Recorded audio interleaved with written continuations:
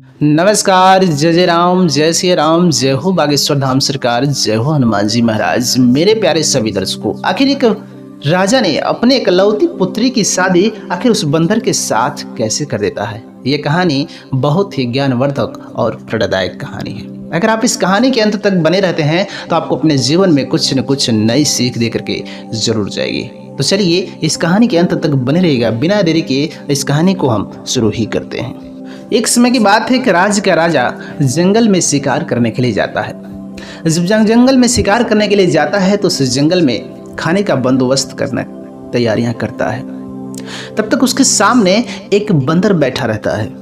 वो बंदर तो बैठा हुआ था, लेकिन उसके अंदर बंदरों वाली कोई हरकतें नहीं थी। वो बिल्कुल शांत स्वभाव में बहुत आराम से बैठा हुआ था।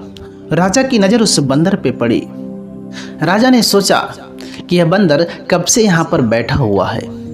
राजा ने सोचा कि यह बंदर बहुत भूखा होगा, क्योंकि बहुत देरी से यहाँ पर बैठा हो, क्यों ना हम इसे भी कुछ खाने पीने के लिए दे दें। अब राजा अपने सैनिकों से कहते हैं कि उस बंदर को भी एक पत्तल पर ले जा करके भोजन परोस दो। अब सैनिक जैसे उस बंदर को भोजन ले जा करके देते हैं, वह बंदर उस भोजन को साइड में कर देता है। वह बंदर जमीन पर लिखता है कि जिस प्रकार से राजा को सम्मान पूर्वक थाली में खाना दिया जाता है, उसी प्रकार अगर मुझे भी सम्मान पूर्वक थाली में खाना दिया जाएगा तो ही मैं भोजन को ग्रहण करूंगा। अब राजा ये बात सुनने के बाद बिल्कुल हैरान हो जाते हैं कि यह बंदर जो है ये लिख सकता है। ये बहुत ही चमत्कारी ताज्जुब वाली बात है कि एक बंदर लिख सकता है। राजा बहुत आश्चर्यचकित होते हैं। राजा को विश्वास नहीं हो रहा था कि एक बंदर कैसे लिख सकता है। वो सोचने लगे कि वाकई में यह बंदर बहुत ही होशियार और चालाक बंदर है।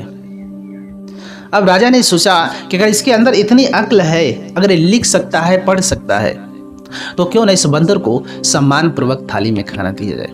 उसके बाद राजा साहब ने सैनिकों से आदेश किया कि उस बंदर को सम्मान पूर्वक थाली में खाना दिया जाए। फिर उस बंदर को थाली में सम्मान पूर्वक खाना दिया जाता है। अब वो बंदर भोजन कर लेता है। शाम का समय होने लगता है। शाम का समय होने लगता है, बादलों में काला बादल छाने लगता है, यानी कि मौसम खराब होने लगती है, बारिश का मौसम बनने लगता है।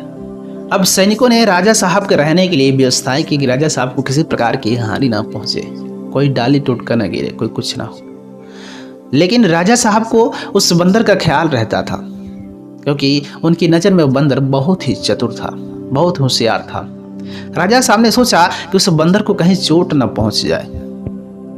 अब राजा साहब ने सोचा कि जैसा मेरे को व्यवस्थाएं किया गया उसी प्रकार उस बंदर को भी किया जाए, नहीं तो मैं इस जमीन पर ही बैठ जाऊंगा।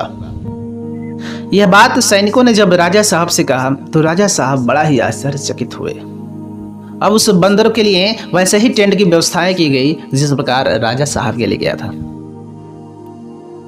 अब 3-4 दिन तक लगातार वह बंदर राजा की बराबरी करता रहा, यानी कि राजा को जो भोजन दिया जाता था वही भोजन उस बंदर को, राजा की जो रहने ठहरने की व्यवस्थाएं थी वही व्यवस्थाएं उस बंदर को भी दिया जाता था। अब राजा साहब ने समझा कि यह बंदर बहुत होशियार है, यह बंदर मेरे काम में आएगा। अब राजा साहब अपने महल जाने की तैयारी करने लगे। राजा साहब ने सैनिकों से कहा कि यह बंदर बहुत होशियार प्रतीत होता है और मैं राजमहल इस बंदर के बिना अकेले नहीं जा सकता। इस बंदर को भी मैं राजमहल अपने साथ लेकर के जाऊंगा। उसके बाद सैनिकों ने उस बंदर से जाके पूछा कि राजा साहब तुम्हें राजमहल ले जाने के लिए तैयार है, क्या तुम चलने के लिए तैयार हो। उस बंदर ने लिखा, उसने लिखा कि अगर राजा साहब मेरे को साथ में ले जाने के लिए तैयार है तो मैं जाने के लिए तैयार हूँ, लेकिन जिस प्रकार से राजा साहब हाथी की सवारी करके जाएंगे उसी प्रकार से मेरे लिए भी हाथी की सवारी होगी, तभी मैं राजा के साथ में जाऊंगा, नहीं तो मैं यहीं पर ठीक हूँ। राजा साहब उस बंदर की बातें सुनकर बहुत ही हैरान होते हैं कि यह बंदर मेरे बराबरी की बातें करता है। लेकिन राजा साहब ने कहा कि चलो ठीक है, काम का चीज़ है, ये बंदर बहुत होशियार, लोग देखेंगे तो हैरान हो जाएंगे। और फिर उसके लिए भी वही हाथी की सवारी की व्यवस्थाएं की गई। जिस प्रकार से राजा साहब हाथी की सवारी से गए वह बंदर भी उसी प्रकार हाथी की सवारी करके गया। अब वह बंदर पूरे राज दरबार में जाता है तो राज दरबार के लोग उस बंदर को देख करके हैरान हो जाते हैं कि जिस प्रकार से राजा साहब हाथी की सवारी करके आ रहे हैं उसी प्रकार से यह बंदर भी हाथी की सवारी करके आ रहा है। यह राजा की बराबरी कर राज्य के सभा के जितने भी प्रजा थी सब देख करके हैरान हो गए। लोग सोचने लगे कि राजा साहब का दिमाग तो नहीं न घूम गया कि जिस प्रकार से अपने मान सम्मान से आते हैं उस प्रकार से कि जंगली बंदर को वह मान सम्मान हाथी की सवारी से लेकर के आ रहे हैं।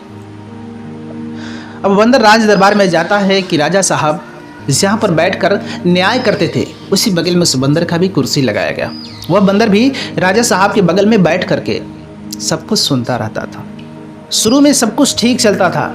राजा साहब जब कोई भी न्याय करते थे, अगर सही न्याय हुआ तो कुछ नहीं बोलता था, लेकिन अगर राजा साहब गलत न्याय करते थे तो बंदर तुरंत उस कागज को फाड़ देता था और उस कागज पर सही न्याय लिखता था। राजा साहब के बगल में बंदर बैठ करके सही न्याय लिखता था। शाम की व्यवस्था होती है, सोने का समय होता है। राजा साहब को अच्छा मखमल का बिस्तर, बेड सब कुछ रहता है। वह लोग कहते हैं कि ये बंदर ये बगल में सो जाएगा, लेकिन वो बंदर कहता है कि नहीं नहीं, मैं इस तरह से नहीं सोऊंगा। जिस प्रकार से राजा साहब का मखमल के बिस्तर हैं, बेड हैं, सब कुछ है, उसी प्रकार से मुझे भी सोने की व्यवस्था की जाए। फिर सैनिकों से आदेश कराया गया, जिस प्रकार राजा साहब एक महल में रहते थे उसी प्रकार उस बंदर के लिए एक कमरे में अलग से एक बेड सजवाया गया और बंदर उसी बेड पर सोने चला गया। अब समय के साथ साथ कुछ दिन बीत गए। उस बंदर से काफ़ी लोग परिचित हो गए, क्योंकि बंदर बहुत होशियार था, बहुत ही दिनों से अब राज दरबार में रहने लगा। इस वजह से बहुत से लोगों से बंदर परिचित हो गया। अब बंदर पूरे राज महल में घूमता रहता था, इधर उधर दौड़ता रहता था। अगर किसी चीज़ की नुकसान भी कर देता था, कोई डर के मारे उस बंदर को बोल नहीं पाता था, क्योंकि बंदर राजा साहब का बहुत प्रिय था। लेकिन वहीं पर उस बंदर की हरकत जो है, उस राजा साहब की जो रानी साहिबा थी, उन्हें उस बंदर की हरकत पसंद नहीं आती थी, क्योंकि उस रानी साहिबा की यह जलन थी कि यह बंदर मेरे राजा साहब को अपने बस में कर लिया है। इस वजह से रानी साहिबा को उस बंदर से बहुत जलन होती थी, क्योंकि राजा साहब उस बंदर की हर एक बात को मानते थे। इस बात से रानी को बहुत जलन होती थी। अब रानी ने एक योजना बनाई। उस बंदर को जो खाना दिया जाता था उस भोजन में जहर मिलवाया। अब जैसे वह भोजन बंदर को दिया जाता है तो वह तो एक जानवर है, वह भोजन को सुगंध लेता है, सूंघता है, उसे कुछ महसूस होता है। वह बंदर ले जाकर उस भोजन को डस्टबिन में डाल देता है। अब जैसे उस भोजन को डस्टबिन में डालता है, उसे एक बिल्ली आकर के खा लेती है। बिल्ली को खाने के बाद बिल्ली के शरीर में बेचैनी हो जाती है, उल्टी करने लगती है। अब ये बंदर समझ जाता है कि मेरे भोजन में कुछ न कुछ मिलवाया गया था। अब वह बंदर राजा को फिर से चिट्ठी लिखता है कि मेरे भोजन में आपकी रानी साहिबा ने जहर मिलवाया था, और एक बार नहीं कई बार मेरे साथ ऐसी हरकतें कर चुकी। मैं हैरान हूँ। उस बंदर ने राजा साहब को चिट्ठी में लिखा था कि अगर मेरे साथ कुछ हो गया तो आप समझ लीजिएगा आपका पूरा राजपाट विध्वंस हो जाएगा। आपके राजपाट में एक कोई चींटी नहीं बचेगी, सारा का सारा राजपाट आपका विध्वंस हो जाएगा अगर मेरे साथ कुछ हुआ तो। अब इस प्रकार से राजा साहब को जो पता लगता है कि रानी साहिबा इस बंदर को मारना चाहती है, वो राजमहल में जाते हैं और रानी को बहुत डांट फटकार लगाते हैं। उसके बाद एक दिन वह बंदर उस राजमहल में ऐसे इधर उधर घूम रहा था। इस राजा की इकलौती एक ही पुत्री थी, लेकिन उस राजा की पुत्री का उस बंदर से कभी आमना सामना नहीं हुआ था। ना तो बंदर उसे देखा था, ना राजा की पुत्री उस बंदर को देखी थी। और जैसे ही उस बंदर से आमना सामना होता है, वह राजा साहब की जो बेटी होती है वो बहुत डर जाती है और डर करके वो अपने कमरे में भाग जाती है। और बंदर समझ जाता कि राजा साहब की बेटी है। अब तो उसके पीछे लग जाता है, उसके पीछे पीछे उसके कमरे तक चला जाता है। वो सोई रहती है तो उसे जगाने की कोशिश करता है। अब उसका बहुत पीछा करने लगता है। अब धीरे धीरे करके आखिर उस बंदर ने उस राजा साहब की बेटी के अंदर जो डर पैदा थी, जो बंदर के प्रति डर था, उस डर को खत्म कर देता है। और फिर उनकी बेटी को उस बंदर से प्रेम हो जाता है। अब उस बंदर के साथ उस राजा साहब की बेटी ज़्यादातर समय बिताया करती थी। अब वह राजा साहब की बेटी उस बंदर के साथ में हर समय रहा करती थी, जो इस बात को उस रानी साहिबा को अच्छा नहीं लगता था। अब रानी साहिबा ने राजा साहब से कहा कि देखिए, वो जो बंदर आया वो पहले आपको बस में किया, लेकिन अब वह देखिए मेरी बेटी के पीछे लग करके उसे भी अपने अंदर आकर्षित कर रहा है, अपने पास आकर्षित कर रहा है, उसे अपने बस में कर रहा है। इसलिए देखिएगा एक न एक दिन अनहोनी होके रहेगा, इसलिए उस बंदर को मना कर दीजिए कि वह मेरी बेटी से दूर ही रहे। अब राजा साहब उस बंदर के पास में गए इस चीज को मना करने के लिए, तुम मेरी बेटी से दूर रहो। उसके बाद तुरंत वह बंदर एक कागज लेता, उस पर लिख करके देता कि राजा साहब, मैं आपकी बेटी से प्रेम करने लगा हूँ और आप कृपया करके आप अपनी बेटी की शादी मुझसे करवा दीजिए। राजा साहब इस बात को सुन के बड़ा ही हैरान होते हैं कि आखिरकार मैं एक बंदर की शादी अपने बेटी के साथ में कैसे कर सकता हूँ। मेरी राज्यसभा की प्रजा मेरे पे थूकेगी कि राजा साहब ने अपनी बेटी की शादी एक बंदर के साथ में कर दिया। राजा साहब बहुत अपने अंदर ही अंदर सोचने लगते हैं कि आखिरकार मैं अपने बेटी की शादी एक बंदर के साथ में कैसे कर दूं। राजा साहब ने उस बंदर से कहा कि तुम एक बंदर हो और मैं अपनी बेटी की शादी एक बंदर के साथ में कैसे कर सकता हूं। उस बंदर ने कहा कि राजा साहब, आप इस बात का थोड़ा भी चिंता मत कीजिए, मैं आपकी बेटी को हर तरीके से सुखी रखूंगा, आपकी बेटी को किसी भी चीज की कमी महसूस नहीं होने दूंगा। आप बेफिक्र होकर के अपनी बेटी का विवाह मेरे साथ कर दीजिए। लेकिन राजा साहब को इस बात का विश्वास नहीं होता है कि आखिर एक बंदर की शादी मैं अपनी बेटी के साथ कैसे कर सकता हूँ। राजा साहब ने कहा कि नहीं नहीं नहीं, मैं अपनी बेटी की शादी तुम्हारे साथ नहीं कर सकता। क्योंकि वो बंदर बहुत होशियार था। राजा साहब के जो कमर में तलवार थी, तलवार निकाल करके तुरंत राजा साहब की गर्दन पे लगा देता है। उसने कहा कि राजा साहब, मेरा जो तलवार है ना आपके गर्दन पे है, अगर आपने अपनी बेटी की हाथ मेरे हाथों में नहीं दिया तो आपका सर धड़ से अलग कर दूंगा और फिर ये पूरा राज दरबार आपका खत्म हो जाएगा। मैं आपकी बेटी से विवाह करके आपका सिंहासन को कब्जा में कर लूंगा।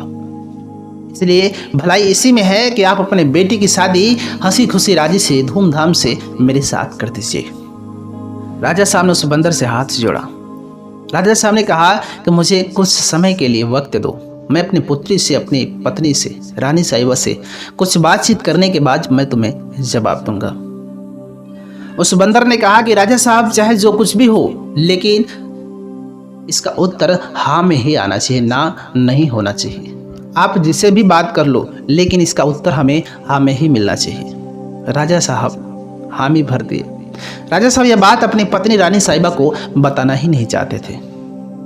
राजा साहब सुबह होते ही वह अपनी बेटी के पास में गए और बेटी से कहने लगे कि देखो बेटी, तुम मेरी चांद की टुकड़ा हो और मैं तुमसे कहना चाहता हूँ कि मैं कल अगर इस दुनिया में न रहूँ, मैं इस दुनिया से अगर कल चला जाता हूँ, तो तुम और तुम्हारी माँ इस राजपाट को अच्छे से देख रेख करना, अच्छे से चलाना। राजा की बेटी कहते कि पिताजी, आप ऐसी बातें क्यों कर रहे हैं? अरे आपको इस राज्य की प्रजा की जरूरत है, आप ऐसी बातें क्यों कर रहे हैं? और आपको भला क्या हो सकता है? आप इस राज्य के राजा हैं, आपको भला कौन सा संकट आ सकता है? राजा साहब ने अपनी बेटी से कहा कि देखो बेटे, एक राज की बात है, अगर तुम कहो तो मैं तुम्हें बताता हूँ। राजा साहब की बेटी ने कहा कि ठीक है, बताइए क्या राज की बातें हैं। राजा साहब ने कहा कि जो हमारे राज्य में, जो मेरे राज दरबार में जो बंदर है, वो तुमसे विवाह करने की जिद कर रहा है और भला मैं आपके बंदर के शादी अपने बेटी से कैसे करवा सकता हूँ? मेरे राज के लोग मुझे तानाएं मारेंगे कि राजा ने अपनी बेटी की शादी एक बंदर के साथ में कर दिया। अगर मैं उस बंदर का कार्य नहीं किया, तुम्हारी शादी उस बंदर के साथ में नहीं करवाया, तो बंदर मुझे जान से मार देगा। उसे मुझे जान से मारने की धमकी दे चुका है। अगर मैंने हाँ नहीं किया तो वो मुझे मार देगा। इस वजह से मैं कहता हूँ कि मेरे न होने के बाद तुम लोग राजपाट अच्छे से संभाल लेना। राजा की बेटी ने कहा कि राजा साहब, पिताजी, सब कुछ ठीक है, अगर आपको कुछ हो जाता है तो राजपाट कौन चलाएगा? यह तो बड़ा ही हैरान कर देने वाली बात है। इस राज्य में आपको प्रजा की जरूरत है, प्रजा आपको बहुत मानती है, इसलिए इस राज्य में सबसे ज्यादा जरूरत आपको प्रजा की है। रही बात मेरे शादी की, तो मेरे भाग्य में जो लिखा रहेगा आप मेरे भाग्य पे छोड़ दीजिएगा, लेकिन आप मेरे लिए अपनी जान को क्यों देंगे? अगर वो बंदर मेरे से शादी करने के लिए कह रहा है तो वाकई मुझमें कुछ राज की बात होगा। फिर राजा साहब अपनी पुत्री की बात मान करके तैयार हो जाते हैं। पूरे राज्य में पता चल जाता है कि राजा साहब अपनी पुत्री की शादी एक बंदर के साथ में कर रहे हैं। फिर जो राजा साहब अपनी बेटी की शादी बड़े ही धूमधाम के साथ उस बंदर के साथ कर देते हैं। अब शादी होने के बाद राजा साहब की बेटी इस राजमहल में रहती थी और रात्रि के समय में उस बंदर के पास में चली जाती थी। राजा साहब बड़ा हैरान रहते हैं कि मेरी बेटी इस बंदर के साथ में कैसे खुश रहती है। मेरी बेटी के चेहरे पर हमेशा मुस्कान रहता, आखिर उस बंदर के साथ में शादी करके मेरी बेटी कैसे खुश रहती है। एक दो बार राजा साहब ने अपनी बेटी से पूछने की कोशिश भी की। उसने कहा कि पिताजी मुझे किसी प्रकार की दिक्कत नहीं है, मेरे पति जो है मुझे बड़ा ही प्रसन्न रखते, बड़ा ही खुश रहते हैं, मुझे किसी चीज़ की कमी नहीं होती है। अब रानी साहिबा को इस बात का बड़ा ही हैरानी होती है, आखिरकार मेरी बेटी उस बंदर के साथ में कैसे खुश रहती है। अब रात्रि के समय में उसका पीछा करते हैं, अपने बेटी का उस बंदर के पास में जब जाता है पीछा करती हैं, किसी झरोखे से झांक करके देखती है तो ऐसा मालूम पड़ता है कि किसी इंसान ने उनकी लड़की से बातचीत कर रहा है। कोई दो लोग बैठ करके अंदर बातचीत कर रहे हैं और जब वह झरोखे से झांक करके देखती तो उस अंदर एक खूबसूरत सा राजकुमार उस बिस्तर पर लेटा रहता है। लेकिन जैसे उस दरवाजे से बाहर आती देखती है, बाहर दरवाजे पर एक बंदर का बहुत बड़ा खाल रखा हुआ है। अब वो रानी साहिबा सोचने लगती है कि ये नौटंकी करता है, क्यों ना इसके खाल को मैं जला दूं तो ये दिन के समय बंदर का रूप नहीं धारण कर पाएगा। अब जब बंदर का खाल नहीं रहेगा तो मेरा जो दामाद है, जो बंदर का रूप धारण करता है, वो खुल करके लोगों के सामने एक राजकुमार की तरह रहेगा। लेकिन जैसे ही रानी साहिबा बंदर की खाल घर पे ले जाती हैं, राजमहल में ले जा करके उसमें जैसे ही आग लगाती हैं और बंदर की खाल जो है जलने लगता है, उसी तरह इधर उस राजकुमार का भी शरीर जलने लगता है और राजकुमार चीखने चिल्लाने लगता है कि मेरी खाल को कोई जला रहा है, मेरी खाल को कोई जला रहा है। अब राजा की पुत्री समझ जाती है कि मेरी माँ ही ऐसा कार्य कर सकती है, मेरी माँ ही रात में आई होगी, और तुरंत राजमहल में जाते देखते उसकी माँ जो है उस बंदर की खाल को जला रही होती है। अब वो जाती तो कहती कि माँ क्या आप क्या कर रही हैं, आप मेरे पति को जला रही हैं, मार रही हैं। रानी साहिबा ने कहा कि नहीं बेटी, मैंने तुम्हारे भले के लिए सोचा कि तुम्हारे जो पति बंदर की खाल पहन के घूमते रहते इसे जला दूंगा तो एक राजकुमार की तरह रहेंगे। उस बेटी कहा नहीं नहीं माँ, इस खाल में मेरे पति का प्राण बसता है। उसके बाद उस खाल को जो आग जो है बुझा करके ठंडी करके जब वह राजा की पुत्री अपने पति के पास में जाती है तो उनका पति वहां पर रहता ही नहीं है। अब वहां जाने के बाद जब उनके पति नहीं होते हैं, वह बेचारी राजा की पुत्री खूब रोती हैं, चिल्लाती हैं कि मेरे पति कहाँ चले गए, कहाँ चले गए। अपनी माँ के पास में आते कहते कि माँ आपने मेरी जिंदगी बर्बाद कर दिया, मेरे पति पता नहीं कहाँ गायब होकर के कहाँ चले गए। और मैं ये राज की बात आपसे बताने ही वाली थी कि मेरे पति दिन में बंदर होते हैं लेकिन रात में इंसानी रूप धारण कर लेते हैं। ये राज की बात मैं आपसे बताने ही वाले थे, लेकिन तब तक आपने उनके खाल को जला दिया और मेरे पति यहाँ से गायब हो गए। अब तो वह राजा की पुत्री उस राजमहल को छोड़ करके नगर नगर भटकने लगी, अपने पति की याद में, उनकी विरह में उन्हें ढूंढने निकल पड़ी। उसका हाल एकदम फटेहाल स्थिति, एक भिखारी की हालात हो गई और राजमहल को छोड़ करके अपने पति को ढूंढने के लिए नगर नगर भटकने लगे। नगर नगर ढूंढते ढूंढते वह जंगल की तरफ निकल गई। अब जंगल जंगल ढूंढने लगी, ढूंढते ढूंढते शाम हो गई, एक पेड़ के नीचे बैठ गई और उसी पेड़ पे एक चकवा पति और पत्नी दोनों बैठे हुए थे, पक्षी। वो दोनों पक्षी आपस में बातें कर रहे थे। राजा साहब का एक लड़का था जिसको किसी ने जला दिया, उसके शरीर पे फफोले पड़ गए। अब उस राजकुमार का इलाज करने के लिए कोई भी आ रहा है लेकिन उसका इलाज हो नहीं पा रहा है। उस पक्षी की पत्नी कहती है कि हे प्रिय, आखिरकार उस राजकुमार का इलाज कैसे होगा, क्या आपको पता है? वो चकवा कहता कि हाँ प्रिय, जिस वृक्ष पे हम लोग बैठे हैं, जिस पेड़ पर बैठे हैं, इस पेड़ की जड़ को अगर पीस करके इसका लेप बना जाए, लेप को 40 दिन तक उस राजकुमार के शरीर पे लगाया जाए तो उनका शरीर ठीक हो जाएगा। अब ये सारी बातें वह राजा की पुत्री सुन रही थी, चकवा के पति और पत्नी पक्षी की बातें। उसके बाद वह समझ जाती कि ये मेरे पति की ही बातें हो रही हैं। उस पेड़ के जड़ को लेती है, लेने के बाद उसे अच्छे से धुल करके रख लेती है और पूरा वैद का वेशभूषा बना लेती है और पूछते पूछते उस नगर की तरफ निकल पड़ती है कि सब लोग यही कहते कि हाँ, एक राजकुमार गायब थे जो कुछ दिनों के बाद यहाँ पर आ गए। अब उस राजकुमार के राजमहल का पता पूछते पूछते वह लड़की वहाँ पहुँच जाती है, गेट पर जाती है, पहरेदार खड़े रहते हैं, उनसे बोलती है। वो जाके अंदर राजा साहब से कहते हैं कि कोई वैद्य हकीम आया हुआ है और वो कह रहा है कि मैं आपके बेटे का इलाज कर दूंगा। राजा साहब ने कहा कि अरे इतने बड़े बड़े वैद्य हकीम आए, मेरे बेटे का इलाज नहीं कर पाए। वो कौन सा वैद्य हकीम है जो मेरे बेटे का इलाज कर देगा? अब यह वैद्य जो राजा की पुत्री वैद्य का रूप धारण करके गई थी, वह राजा साहब से कही, मुझे 40 दिन का समय चाहिए, मुझे इस राजकुमार के साथ में रहना होगा और दवाइयों का लेप लगाना होगा। राजा साहब ने कहा कि तुम्हें 40 दिन का समय दिया जाएगा, लेकिन सोच लो, अगर तुमने मेरे बेटे को ठीक किया तो तुम्हें मुँह मांगा इनाम दिया जाएगा, लेकिन अगर तुमने मेरे बेटे को ठीक नहीं कर पाया तो तुम्हें तुरंत वहीं कारागार में डलवा दिया जाएगा। उसने कहा कि ठीक है, क्योंकि वह तो उस राजा के पुत्र की पत्नी ही थी, वह राजकुमारी ही थी। और राजा के पुत्र के कमरे में जाती है, देखती है कि पूरे शरीर पे छाले पड़े हुए हैं। और बेचारी जब अपने पति के शरीर पे छाले को देखती है तो बड़ा ही अंदर रोने लगती है। उस समय को याद करती है कि मेरी माँ ने आज ऐसा हरकत नहीं की होती, मेरे पति की खाल को नहीं जलाई होती, आज इनके शरीर पे ऐसे छाले नहीं पड़ते। अब उस जड़ का लेप जो बनाई रहती है, उस लेप को उस राजकुमार के शरीर पर लगाने लगती है। धीरे धीरे करके कुछ दिनों में कुछ घाव ठीक होने लगते हैं। अब उस राजकुमार को भी भरोसा हो जाता है, अब उस राजा को भी भरोसा हो जाता है कि हाँ, मेरा राजकुमार अब ठीक हो जाएगा। धीरे धीरे घाव भरना ठीक हो जाते हैं और धीरे धीरे 1 महीने बीत जाते हैं। एक दिन वह राजकुमारी जो वैद बनी हुई थी, उस राजकुमार से कहती कि मुझे आपकी एक रिंग चाहिए।